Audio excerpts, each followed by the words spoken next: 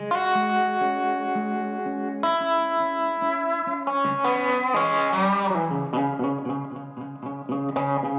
everyone, I'm Manny, and you're listening to BayonBayou with Manny.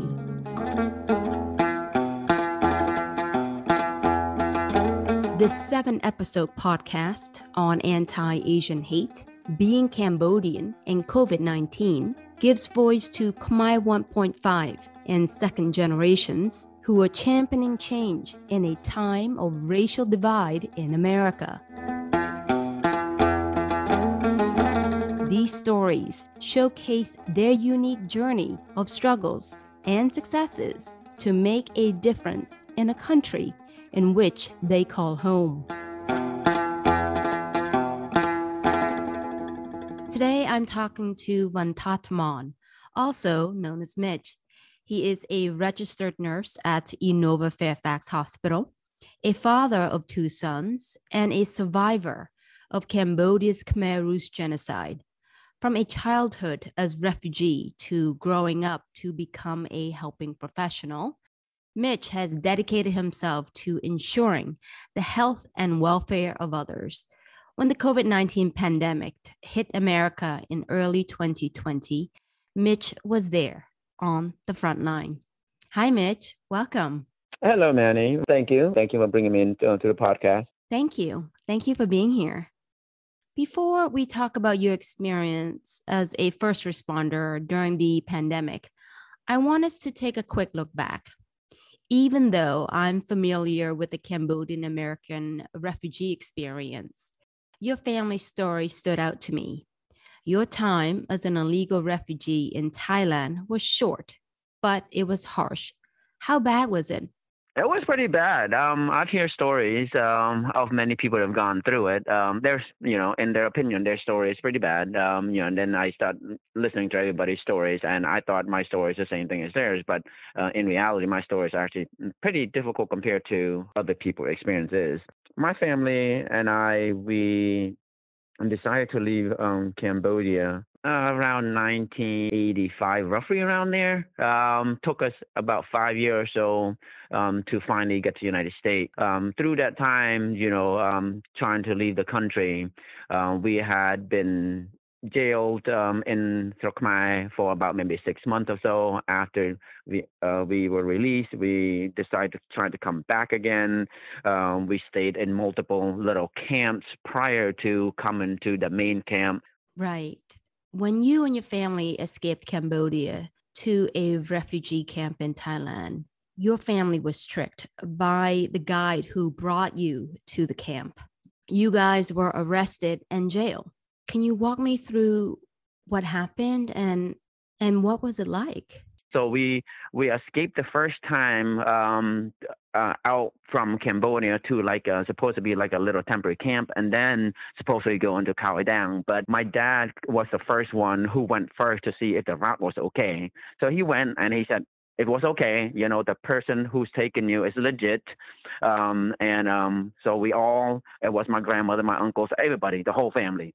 They stuff was in this army truck, pretending these army trucks are supposed to be, I guess, carry military equipment. But they put us in there in the back and with a curtain and behind. So if they opened at the back, they couldn't see us. They just see the equipment.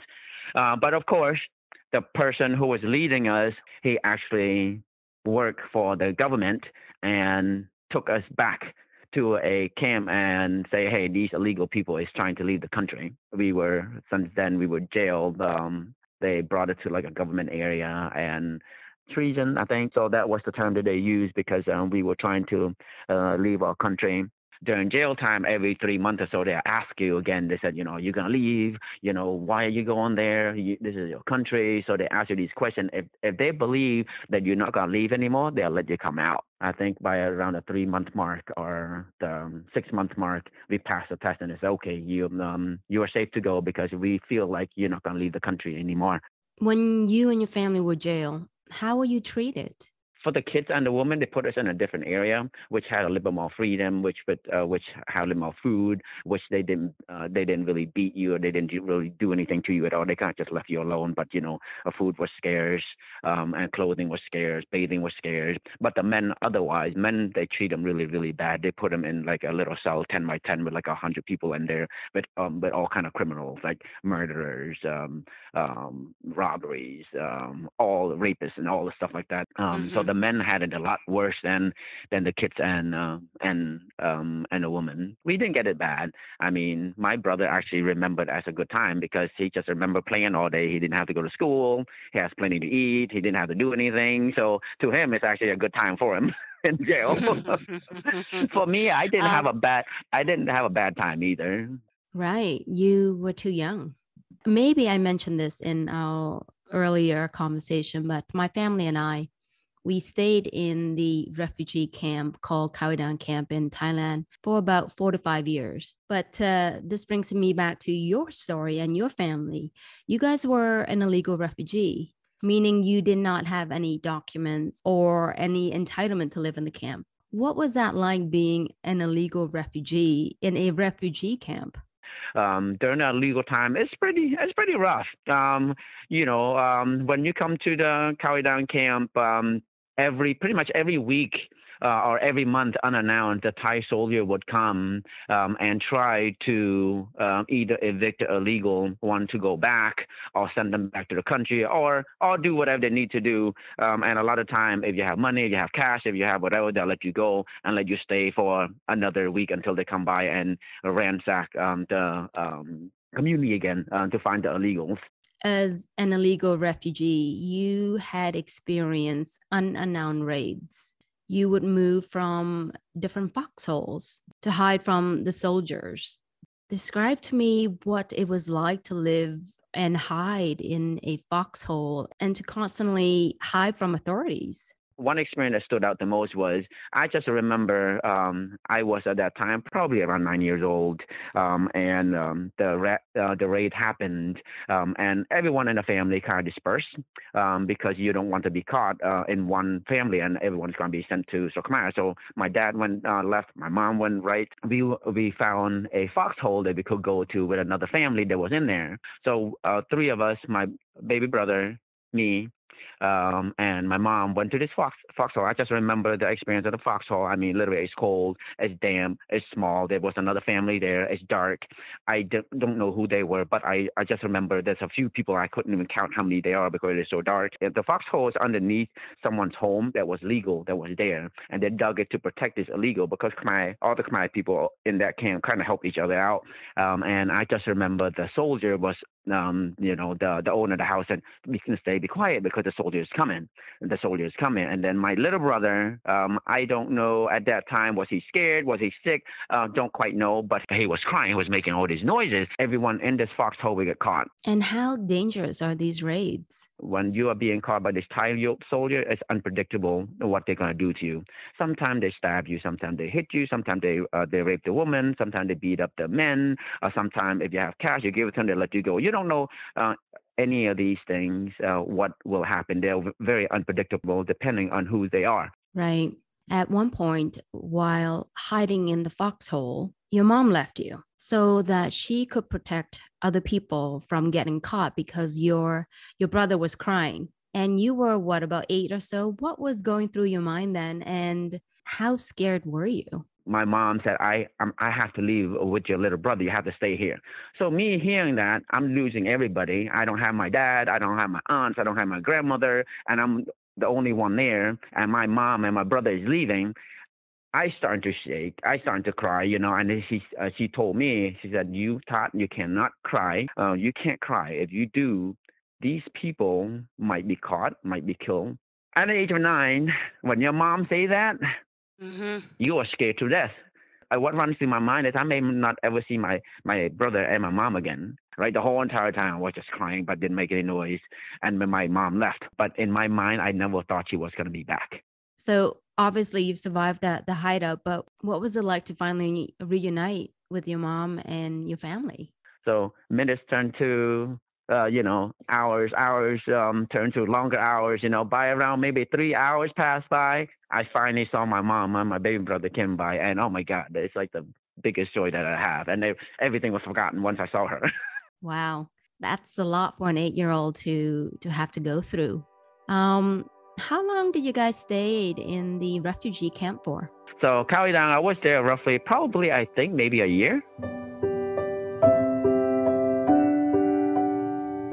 Coming up, Mitch says starting a new life in a new country was difficult due to being bullied at school. Why are you eating that? Why are you playing that way? Or why do you smile that way? Why do you walk that way? All these things start to come through as you understand more and more and more. All of it wasn't positive at all.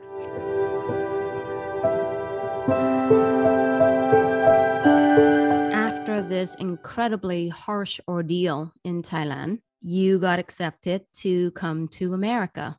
Your family was part of the third wave refugees entering the United States. What was your first day like in coming to America?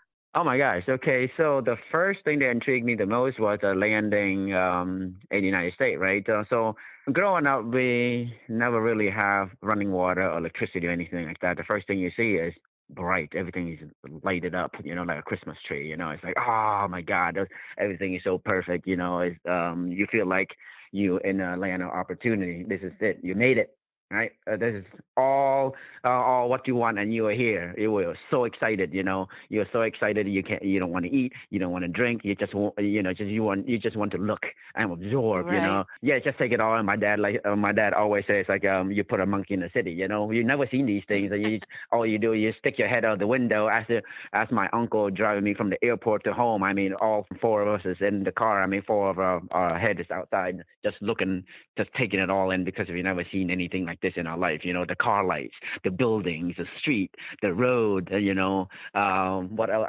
I just remember seeing so much light out there. Light amazes me because we don't see this much light anywhere. Wow, cosmopolitan overload, I'm sure.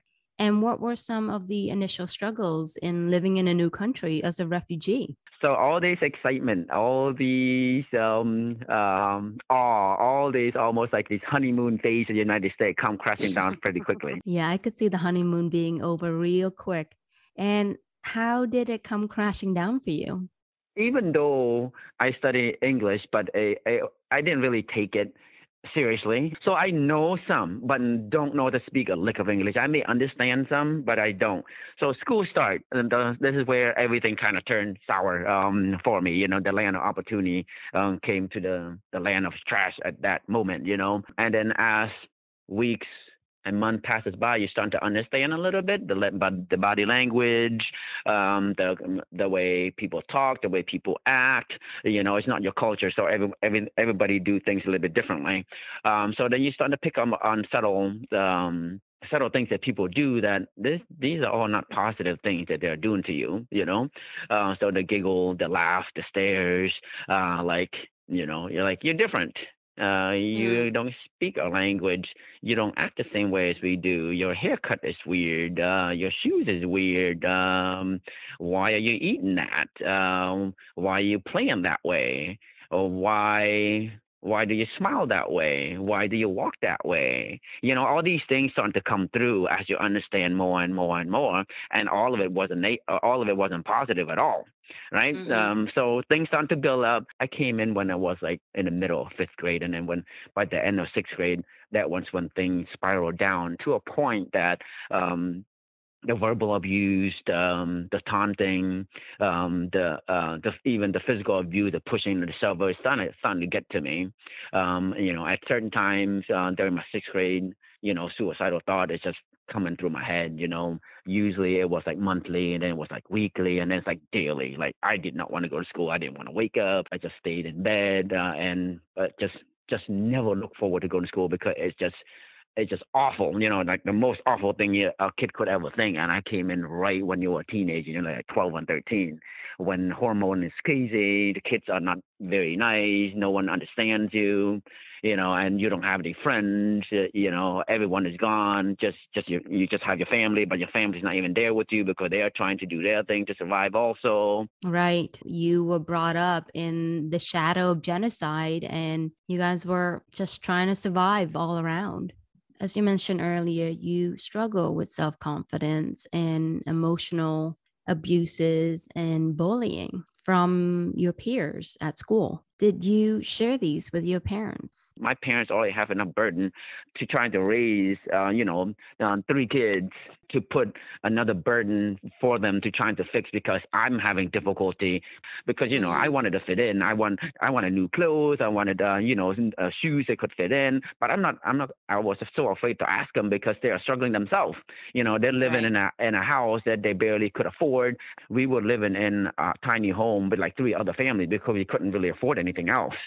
They both were making minimum wage. They come in making what I think at that time minimum wage was like $3, $4, something like that. They were making $4 an hour. So I didn't really tell them because I didn't feel the need to, and I feel like it's so I just deal with all that problem myself. I could only imagine coming here as a young teen and having to go through all of these struggles. How lonely was it for you? No, I was very lonely at that time. Like a house full of family, I always feel alone because I was the oldest one. So I have to be the babysitter. I have to feed them, and I have to watch them until the parents comes home. At the age of 9, I was watching 5 kids. Yeah, you were the caretaker. Yeah, I was pretty much a caretaker because my parents were I think some of them worked at nighttime, so they were sleeping, whatever, or majority of them is not home. And my uncles and stuff, sometimes they come in and out because they were taxi drivers. But I was like the sole adult when after school, when they come home. And of course, my social skill. And that even take a toll because I didn't have any friends for that 2 years because I couldn't really go out and hang out with what normally normal American kids would do. They go out and play basketball, whatever, hide and seek with their friends. I didn't have any. My friends was my siblings. As you said, you did not have a life outside of the family unit because you couldn't afford to be a kid. You had to grow up real fast and real quick. How bad was the mental health at that time for you? At my lowest point was I was thinking about suicidal thought was pretty much every day, right? So I don't know. I have no idea what snapped, but at the end of it, I just remember the end of it going to middle school. So the thought of going to middle school was a new beginning for me. So I said to myself, look, you're going to a different school. No one knows you. It's going to be new teachers. It's going to be a new beginning. So I told myself, with this new beginning, this will not happen again. I had a goal in mind. I said, look, whatever this is happening now, it's going to be erased, just like whatever's happening in the refugee camp. Once we hit the United States street, it's going to be a new beginning. So my thought was the same thing. This is a new beginning from me to middle school. And whatever that happened in elementary school, it's going to go away. I'm going to put an end to it. This new beginning that you made to yourself and the determination that came with it, what changed or clicked for you to make that shift? So it was a new beginning. Once I hit middle school, I had a job, like a little part-time job. I got enough money to get clothing that could fit in, and then I had the time to hang out, to make friends. So my social skill had picked up, and I was a little bit more accepted. I look more like them now when I went into middle school. I talk, even though I didn't speak much, but I also was in a class called ESL. I think you probably know English as a second language, but I have a little subgroup that I hang out with. Then it opens up, say, hey, I'm not the only one that's feeling this way. These guys feel the same way. We're going through a struggle, but with the struggle, you have this the subgroup that support each other. Say, hey, I don't care if they speak a language. I understand you. You understand me. We do the stuff that they could do the same thing, but we just don't speak enough language. But we got along well. I had friends who are there, and I was still friends with them now. Starting an ESL class, and they all became very successful in life. because, we stuck together through the tough time. That's a great example of resetting and finding your own community and your own support network. Yeah, I pretty much, my ESL class was my support group pretty much, Yeah. And, it's funny because in a regular school, the same thing. You always get mocked at, but when you have someone else around you, so you're okay. Right. Even if they mock at you as a group, you feel protected and you don't feel as vulnerable. When you're by yourself, that's when you feel very vulnerable, right? Yeah, you found a group of friends that are familiar and are relatable to you and accepted you for who you are. So I'm glad you were able to have that experience. I was also put in ESL when I first came to Toronto, Canada. I was put in fourth grade, and I was the only Asian in that class. So I didn't really have a group or a support group, as you called it. We talked about you being bullied earlier, and at some point you contemplated suicide. Let us now talk about racism. Did you experience anti Asian hate growing up in America? I've heard a lot of people talk about races. I've heard talk in the United States there's a racism going on, and I don't think racism in the United States is as bad as any other country that I encounter, like especially our country, Cambodia, Khmer, it's pretty racist. The Chinese, the Japanese, every country has racism, and I think the United States do have racism, but I don't think it's as pronounced as other countries. So with that said, I personally never really encountered any racism that either changed my life or that have a pronounced effect on me. Right. Racism is worldwide and it's not just in America. What about your experience in being a new refugee in this country and being bullied? Was that race related or something else? When the suicidal thoughts in elementary school, I don't think that was racism. I think they're just kids being kids because I was different. I don't think they look at me and say, "Hey, you're Asian, and we should treat you this way." No, because when I went to the elementary school, white people were a minority because Oh, okay. we live in a neighborhood that predominantly immigrants. Even growing up in high school, when I went to elementary school, my neighborhood around where I lived is 80% immigrants. And where did you live in Virginia? So I live in Falls Church, a place called Coolmore. Okay. So if you go to that area, I mean, 80%, 90% of you go to the school is immigrants. And my high school was was in the National Geographic for have the most nationalities in it. So I never Okay. encountered racism at all, throughout growing up through life, even my career. And I chose a career nursing, and I work in a hospital that in Fairfax Hospital, which predominantly is immigrants. So I never encountered such thing what people are saying. I'm not denying there's no racism at all in this country, but I personally never had any encounter that is so detrimental that it changed the way I think. There's certain patients that say, "Hey, you look Chinese." I mean, that's as far as I get. From racism around this area. Right. And it's worth noting that you live in a predominantly Asian community. We all have different experiences with racism. And for you, that was just not your experience. Not my experience at all. Yeah. Okay. Some people may have a different experience than me.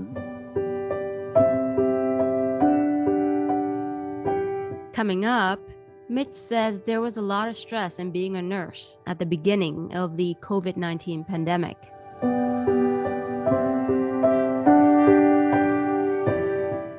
But during a pandemic, you bring work home because work follows you. If they know you're a nurse, certain people don't want to be around you. People don't want to talk to you because you might have the disease, because no one knows what that disease is.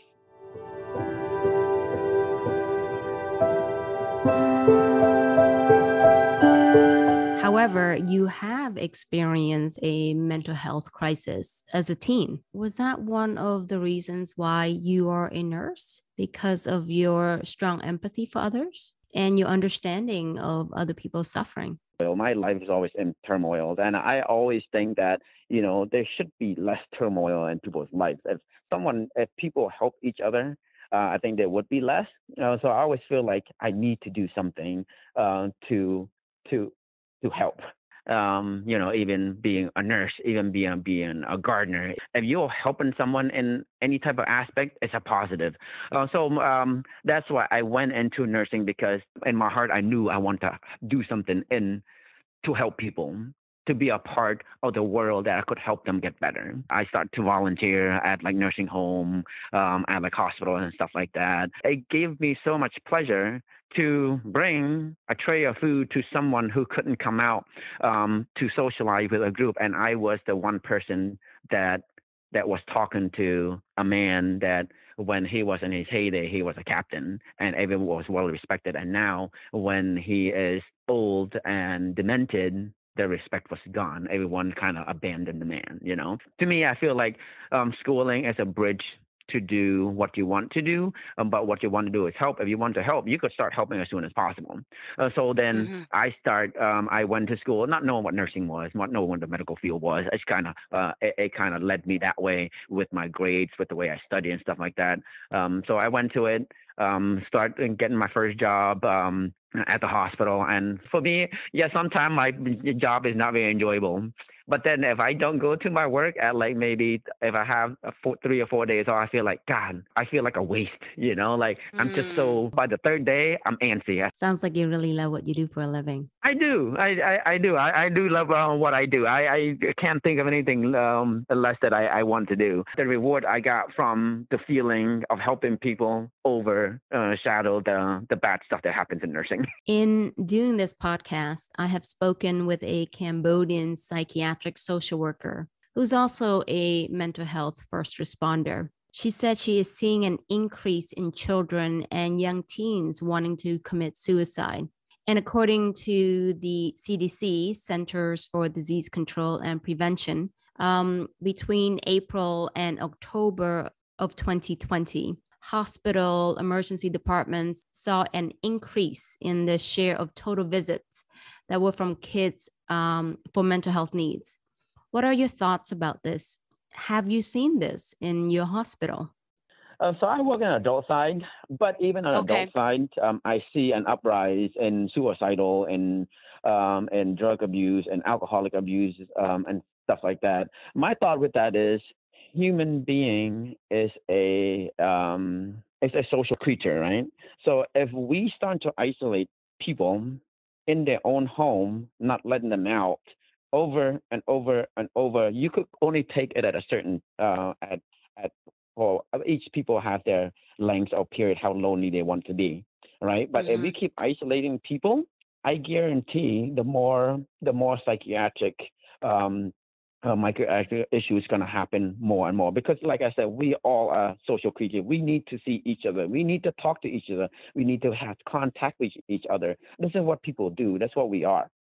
Talking on the phone and texting is not the same as in person touching and talking and laughing in face. When the pandemic happens and isolation was at its peak at that point, so does I think so does psychiatric health, because we can't talk to each other. My kids, my kids don't talk to any friends. They sit around and talk on their microphone. They are not out there playing. They're not out there tackling each other. These simple thing of touch, of human contact, make a huge difference in mental health. We had a lot of increased alcoholic withdrawals because people start drinking more. People start using they start using recreational drugs more, and you ask because they have nothing to do. Yeah, that was their way of coping and escaping, because COVID was hard. It was hard for everyone. COVID. Let's talk about COVID.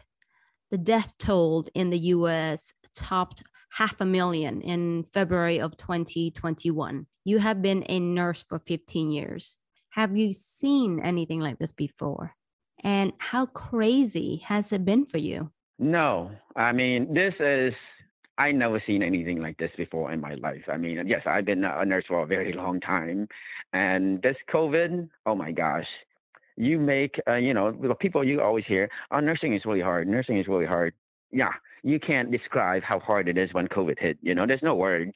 I mean, it's just so hard. I mean, hard, not just, just physical. It's mental. It's environmental. Everything is hard. And And then you come home, and then no one wants to be with you. Everyone's afraid of you, and it's just it's just not one aspect. It's your whole life. Before, nursing, before the pandemic happened, it's work. When you come home, you're free. At work, you don't bring work home. But during a pandemic, you bring work home because work follows you. If they know you're a nurse, certain people don't want to be around you. People don't want to talk to you because you might have the disease, because no one knows what that disease is. It was crazy, and there was a lot of things we didn't know at the time, and everybody was freaking out. It was scary. My neighbor, very good friends of mine, has a home gym, and we were really, really good friends. We used to work out with each other and stuff like that. And then one day, he was talking. He said, "Yeah, you come and work out." I said, "Okay. Are you sure?" He said, "Yeah." Well, so I came there, work out one time. But the second time, things happened. Like, I started noticing he is very scared of me. Like, he didn't let his kids go downstairs anymore after I work out. He didn't want to put no one allowed to go downstairs anymore like that. Then I knew right away that I'm causing more burden for me to go in there, because he is freaking scared of death to me, right. Me being in his house. So that stood out for me in the pandemic, is because he was a really close friend, but don't understand enough that he was fearing for his life, but also trying to help me out, but I don't want people to feel that about me. So I stopped going. But that was the whole story of being a nurse at a pandemic area. Is not because it's hard at work. You come home, it's hard at home also. Right. It's hard both sides. Yeah, it's hard both sides, Let's talk about you and your profession as a nurse during the beginning of the pandemic, when the death toll was really high. Take me to your hospital and describe to me what happened at that moment in time. All right, so let me take you there. So so it hits Mount Vernon, Alexandria, DC. That was the first spot that it hit first. So I was deployed to Mount Vernon. At that time, hundreds of patients who comes in. People who are not sick enough, we send them all home because we can't do anything. We need to save the beds for the sick one to be ventilated. Ventilated is pretty much the killer of COVID, the killer of a COVID patient, pretty much. So the initial treatment was all about ventilating a patient, which means putting a tube down their throat and let the machine take care of it so you could contain the virus. The successful rate of doing that way was about 20 to 10%. That's very low successful rate. So that's why China, that's why Italy, the population dies off quickly, because everybody was ventilated. Once we know the ventilation is wrong, now there's many ventilators available everywhere. Now we don't ventilate a patient anymore. The only time that the hospital or the doctor is going to ventilate you is when you get very confused, which means your oxygen level in your bloodstream is very low. But every time you ventilate a patient, they don't come out of it, So the best way to make a patient survive is let them stay as long as possible without ventilating. Ventilator is your last resort, not your first resort. Before, it was almost like a first resort. If you feel like you're having difficulty breathing, we are ventilating you. Wow. Everything is always 2020 in hindsight. The stuff that we know now, we did not know before. So again, scary stuff.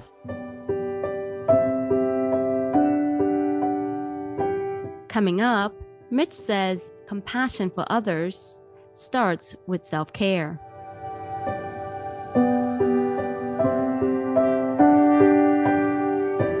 And to practice this, I would say it starts off with yourself. You have to be healthy yourself to be compassionate to others. And it comes out, and people could read you fairly quickly.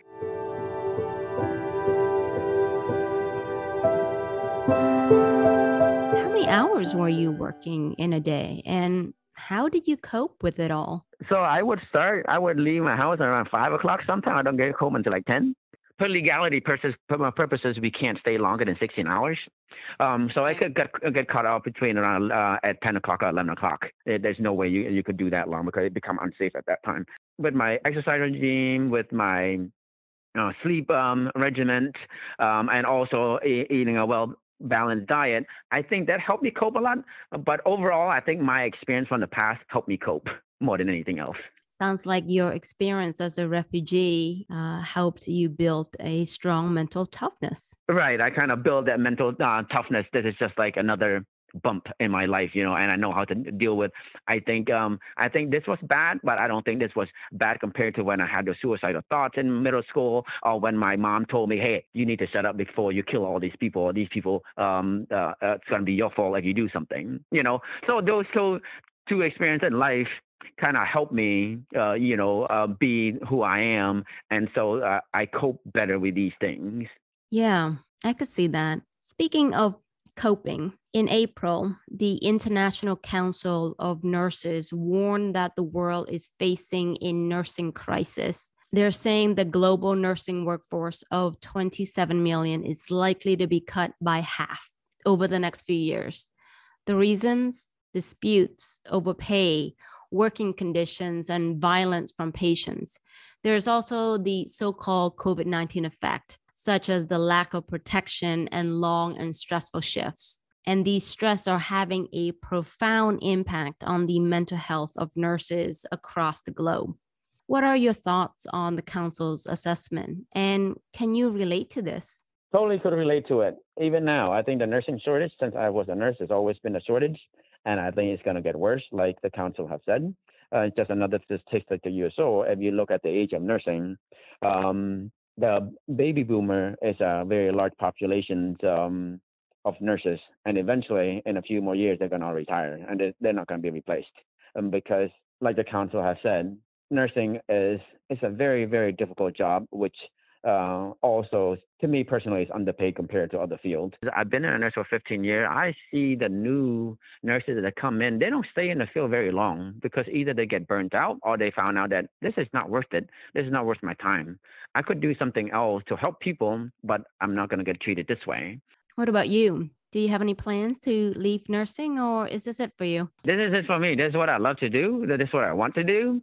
I may want to go into maybe teaching a little bit more and stuff like that, but my career probably will end here and stay here as a nurse. That's what I enjoy doing. That's great. I mean, it's one thing to work for money. It's another to enjoy what you're doing. Yep.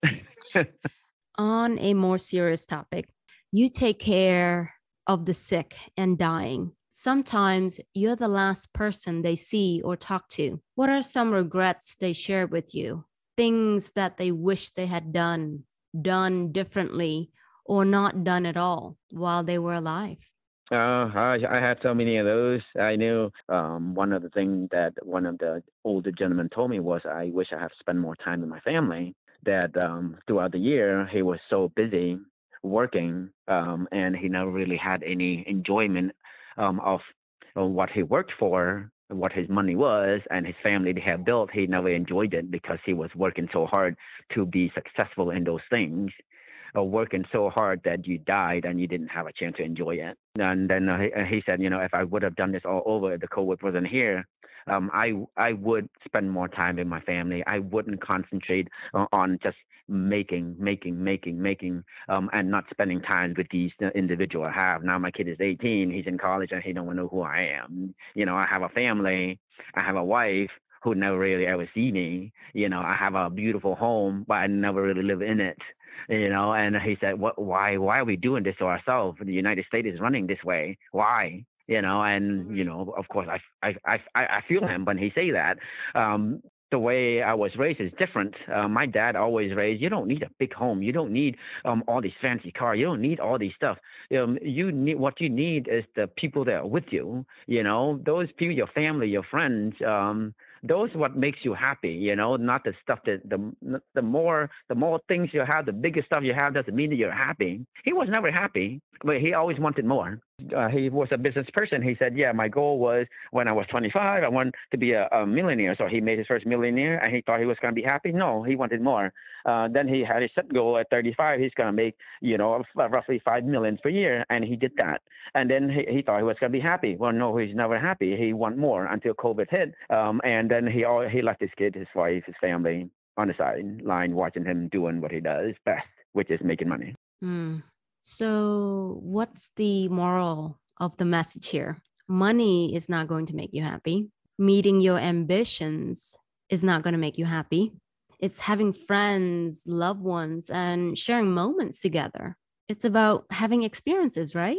I think money do to a certain extent. I think money do. I think I think I read some study somewhere. It says, if you make roughly around $60,000-$70,000 a year, you're pretty happy. You make anything more than that, happiness never changes. Yeah, I think I read the same article. Apparently, the latest one says that financial happiness starts at 85,000. After that, happiness is an inside job, as we know. Let's talk about something that is the opposite of money, which is compassion. Nursing demands compassion. What is your definition of compassion? And how do we incorporate this in our lives? Compassion, I think, means differently. I don't think everybody compassion means the same way. Let's say if a patient is struggling with addiction, your compassion maybe is understanding, is staying quiet, is caring how they feel, and then just absorbing in what their thoughts are. And then let's say if you have a different patient, like the COVID patient, who miss on life, your compassion to them is to understand how they feel and the family feels. So I think compassion for everyone, I think it means a little bit differently. And to practice this, I would say it starts off with yourself. You have to be healthy yourself to be compassionate to others, and it comes out, and people could read you fairly quickly. Like I said, they could pay. I've been a nurse for so long. They know nurses who are doing things by the book, and they know nurses who are doing it by from their hearts right away. Yeah, pick it up. So they can sense the genuineness of it all. Yep, exactly. Mm-hmm. Last question. To the teens who's depressed, alone, and contemplating suicide, what do you want to tell him or her? I would say, if you can, accept that you are depressed, accept that you this is a disease, and get help professionally, get help in a support, go to a support system with a professional. And I even go as far as, if medication help, take it. Medication is not a cure, it's a bridge. So if you bridge over your hard time so you don't end up hurting yourself, bridge it until you feel safe and wean yourself off it. And to me, personally, it's important to have a very good, very, very, very good support system. Like the way when I went through my tough time, I think when I found my little group in middle school, helps me a lot. And no, I did not have a professional person who helps me, but I think it would help me. I did not end up hurting myself. But if you are thinking about hurting yourself, I think first and most importantly, you need to get professional help. And second, importantly, you need to get a support group. And third, importantly, medication to bridge over the harsh time. Thank you for that great message. What I got out of that was that you're not in this alone, and you don't have to be alone in your time of struggles. Here's my conclusion. My takeaway from our conversation today is gratitude. Thank you for your role as a first responder, your commitment to caring for others, and for your vulnerability. Suicide is a taboo topic, especially in our culture. Yet we went there, and I'm glad we did. Thank you for sharing your story, Mitch.